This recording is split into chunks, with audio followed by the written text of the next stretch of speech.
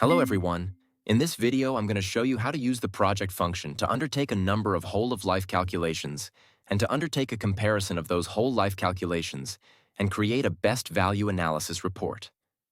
Okay, so to do so, let's start by creating a new whole-of-life calculation.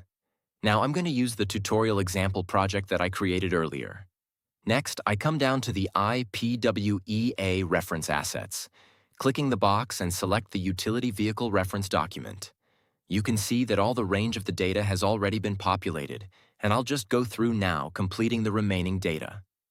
Now this is a Nissan, model Navara.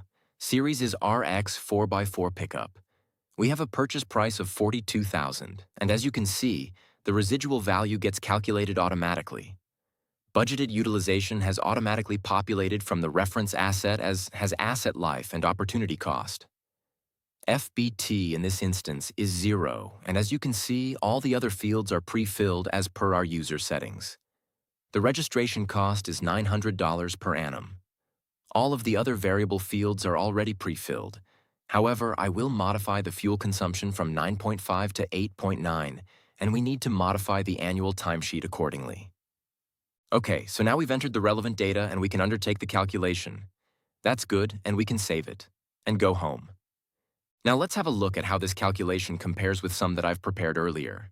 So we'll go into the project, which is tutorial example, and there's the Nissan of our calculation, which we have just undertaken, but I've also conducted 2 other calculations earlier and they're included in that project as well.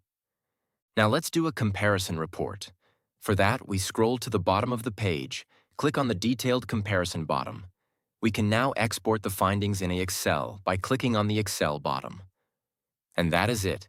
That is how you can use the IPWEA whole-of-life calculation tool to create a best value report.